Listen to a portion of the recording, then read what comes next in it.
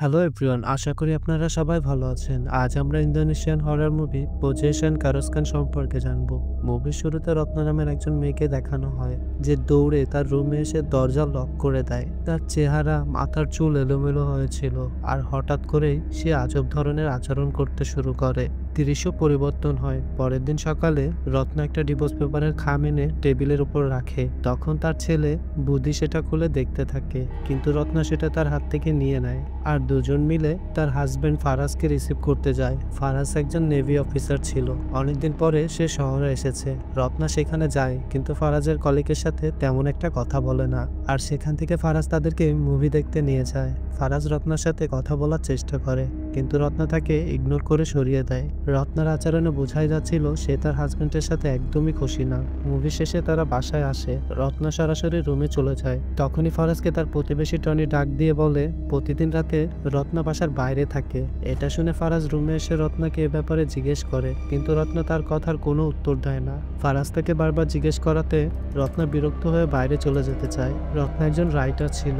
সে তার শো এর স্ক্রিপ্ট লেখার জন্য বাইরে চলে যেতে চায়, কিন্তু ফারাজ তাকে বাইরে যেতে দিতে চায় না। ফারাজ রত্নার বাইরে যেয়ে কাজ করার বিষয়টা পছন্দ করতো না। সে চাইতো রত্না বাসায় বসে বাচ্চাও তার খেয়াল রাখবে, কিন্তু রত্না একদমই এমনটা চাইতো না। আর ফারাজের এই ধরনের ব্যবহারের কারণে রত্না তার উপর বিরক্ত ছিল। ফারাজের মনে হতে থাকে রত্না হয়তো বাইরে কারোর সাথে সম্পর্কে আছে, আর এজন্যই সে হঠাৎ করে এমন ধরনের ব্যবহার করছে।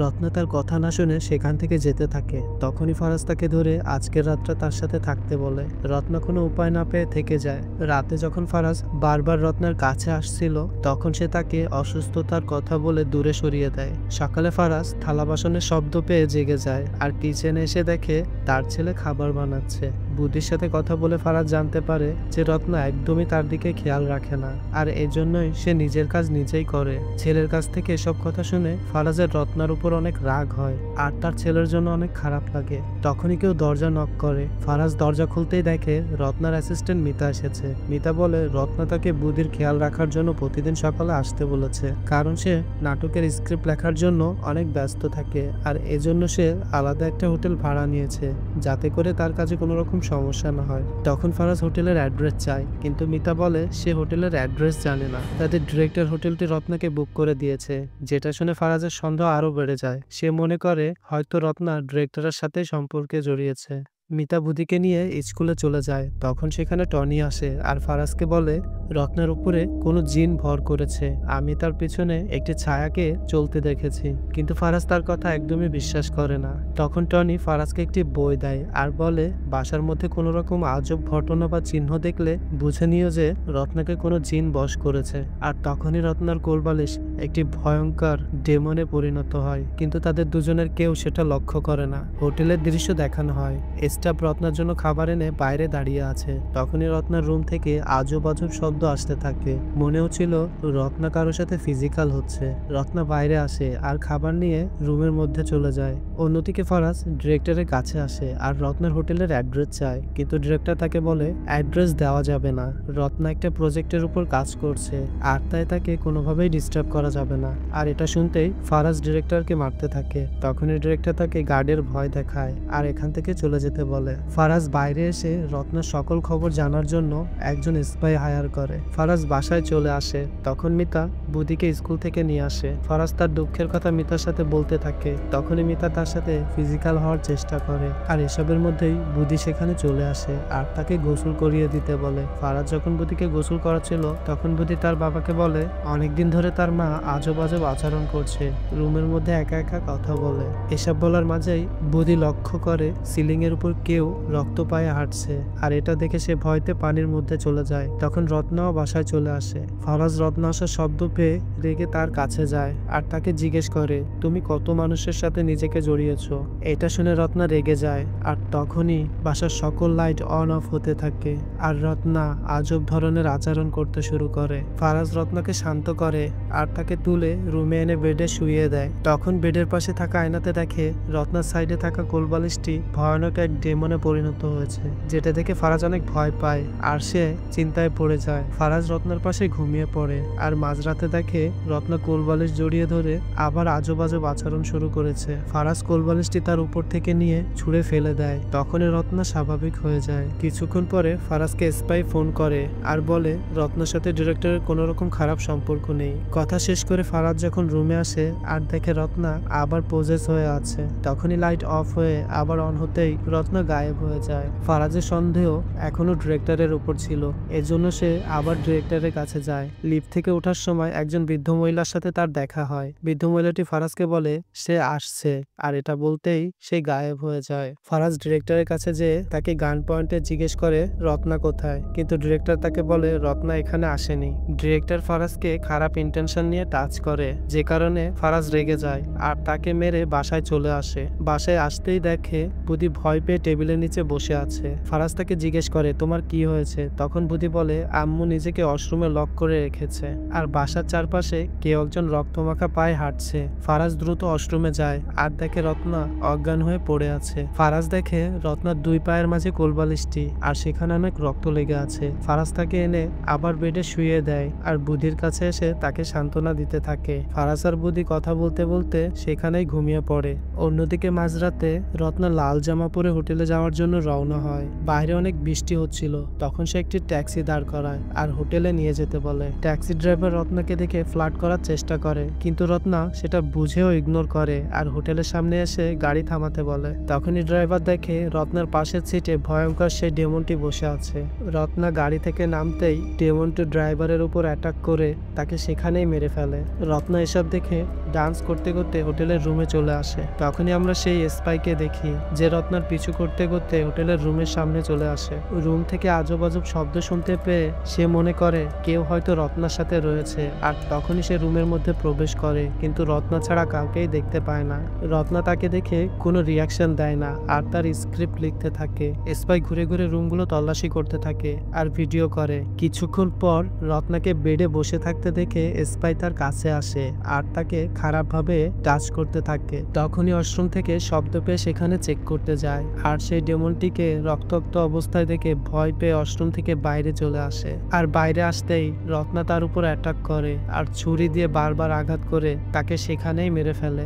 সিন পরিবর্তন হয়ে ফারাজকে দেখানো হয় ছাদ থেকে রক্তের ফোঁটা তার গায়ে পড়ে আর তার ঘুম ভেঙে যায়। ছাদের উপর সে রক্তের ছাপ দেখে ভয় পায় আর টনির কথা বিশ্বাস করতে শুরু করে, কারণ রত্নার বিরুদ্ধে সে কোনো প্রমাণ পায়নি। ফারাজ টনির কাছে যায় আর সবকিছু খুলে বলে। টনি ফারাজের বাসায় এসে চেক করে জানতে পারে এখানে যে ডেমনটি আছে সে নিজের ইচ্ছায় আসেনি, তাকে কেউ এখানে পাঠিয়েছে। তখন টনি বলে রত্নাকে বাঁচাতে হলে তার উপর এক্সরসিজম করতে হবে।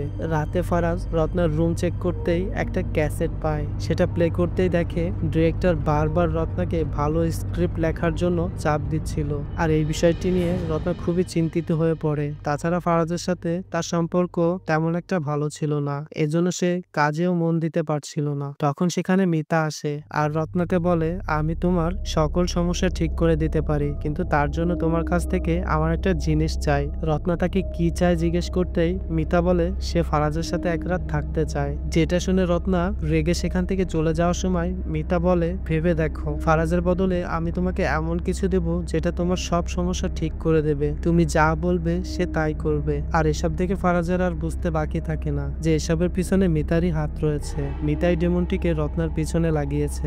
স্পাইয়ের বলা ঠিকানা অনুযায়ী ফারাজ হোটেলের দিকে রওনা হয়। এদিকে হোটেলে রত্নার কাছে ডিরেক্টর আসে আর তাকে আরো ভালো স্ক্রিপ্ট লেখার জন্য চাপ দিতে থাকে। তখনই রত্নার মধ্যে ডেমনটা চলে আসে, যেটা দেখে ডিরেক্টর ভয় পেয়ে যায় আর পালানোর আগেই ডেমনটি তার উপর অ্যাটাক করে তাকেও সেখানে মেরে ফেলে। ফারাজ হোটেলের নিচে এসে দাঁড়াতেই দেখে গাড়ির মধ্যে ড্রাইভার মরে পড়ে আছে আর তখনই ডিরেক্টরের লাশ গাড়ির উপরে এসে পড়ে। ফারাজ দৌড়ে হোটেল রুমে যাওয়ার সময় আবার সেই বৃদ্ধ মহিলাটির সাথে দেখা হয়। সে ফারাজকে দেখে আবারও বলতে থাকে সে এসে গিয়েছে। ফারাজ তার কথা ইগনোর করে সোজা হোটেল রুমে চলে আসে আর দেখে রত্না ওয়াশরুমে বেহুশ হয়ে পড়ে আছে। ফারাজ রত্নাকে বাসায় নিয়ে আসে, তাকে গোসল করায় আর চুল বেঁধে দেওয়ার সময় বলে তুমি একদমই চিন্তা করো না, আমি আছি তোমার সাথে। আর এটা বলেই তার সাথে ইন্টিমেট হওয়ার চেষ্টা করে। তখনই রত্না বিরক্ত হয়ে তাকে ধাক্কা মেরে ফেলে দেয় আর দৌড়ে কিচেনে এসে একটি ছুরি তুলে ফারাজকে বলতে থাকে একদমই আমার কাছে আসবে না, আমি তোমার সাথে থাকতে চাই না, আমি ওর সাথে থাকবো, সে আমার আমার সব কথা শোনে, আমার ইচ্ছাকে প্রাধান্য দেয়। ফারাজ রত্নাকে শান্ত হতে বলে। তখনই রত্না বুঝে যায় যে ফারাজ তাকে ছাড়বে না, এজন্য সে নিজের গলায় ছুরি ধরে আর তাকে তালাক দিতে বলে। তখনই রত্না বেহুশ হয়ে পড়ে যায়। টনিও সেখানে চলে আসে আর রত্নাকে বেডে শুইয়ে হাত পা বেঁধে ফেলে। পুরো রুমে ক্যান্ডেল জ্বালিয়ে এক্সরসিজম করার জন্য প্রস্তুত করা হয়। টনি ফারাজকে রুমের বাইরে যেতে বলে, সে এখানে থাকলে ডেমন তার উপর অ্যাটাক করতে পারে। তখনই টনির হাবভাব দেখে আমরা বুঝতে পারি রত্নার উপর তার খারাপ নজর রয়েছে।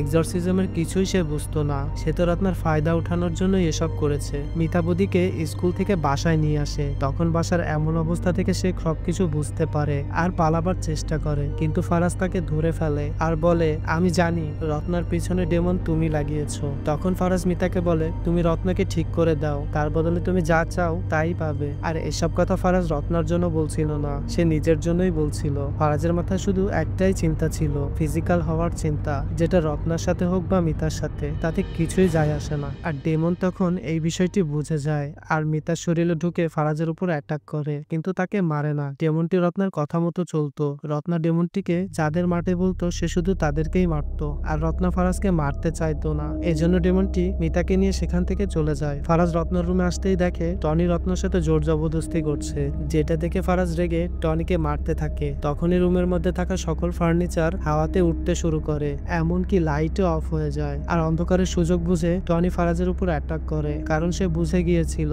সে যদি ফারাজকে না মারে তাহলে ফারাজই তাকে মেরে ফেলবে। তখনই সেখানে ডেমন চলে আসে আর টনিকে প্রসেস করে দেয়ালের সাথে নিজের মাথা নিজে টাক দিয়ে সেখানেই মারা যায়। অন্যদিকে মিতাও রেল স্টেশনে এসে রেল পাট্রিতে মাথা ঠুকে মারা যায়। ফারাজ হাতে গান নিয়ে বুদির রুমে যায়, কারণ সে তার ছেলেকে নিয়ে এখান থেকে চলে যেতে চায়, কিন্তু বুদি ভয়তে দরজা খোলে না। ফারাজ উপায় না পেয়ে আবার রত্নার রুমে আসে আর দেখে রত্না কোলবালিশের সাথে ফিজিক্যাল হচ্ছে, যেটা মূলত ডেমনটি ছিল। আর এসব দেখে ফারাজ সেখানেই বেহুশ হয়ে পড়ে। ফারাজের যখন জ্ঞান ফিরে আসে তখন সে নিজেকে থিয়েটারের একটি চেয়ারের সাথে বাঁধা অবস্থায় পায় আর আশেপাশে তাকাতেই সেই সব মানুষগুলোকে দেখতে পায় যাদেরকে ডেমন রত্নার কথা মতো এক এক করে মেরে ফেলেছে। রত্না তার সামনে গান নিয়ে দাঁড়িয়ে তাল লেখা স্ক্রিপ্ট পড়ে শোনাতে থাকে আর হাসতে হাসতে ফারাজকে শুট করে সেখানেই মেরে ফেলে। আর এসব কিছু আড়াল থেকে বুদ্ধি দেখছিল। আর এখানেই মুভিটি শেষ হয়ে যায়। মুভিটিতে পরকীয়ার ভয়ানক দিকগুলো তুলে ধরা হয়েছে। ডেমনটি দ্বারা ওই তৃতীয় ব্যক্তিকে বোঝানো হয়েছে যার কারণে একটা সুন্দর সম্পর্ক নষ্ট হয়ে যায়। তাছাড়া পরকীয়ার কারণে বাবা মা তার নিজের বাচ্চাকে পর্যন্ত ভুলে যায়, আর বাবা মার এই পাপের ফল সারা জীবন বাচ্চাকেই টেনে যেতে হয়, যেমনটা বুদ্ধির সাথে হয়েছে। এখানে দোষ শুধু রত্নার ছিল না, যারাই মারা গিয়েছে তারা সবাই পরকীয়ার সাথে কোনো না কোনো ভাবে জড়িত ছিল। তো মুভিটি কেমন লাগলো অবশ্যই কমেন্ট করে জানাবেন, আর যদি ভালো লাগে তাহলে চ্যানেলটি সাবস্ক্রাইব করে রাখতে পারেন।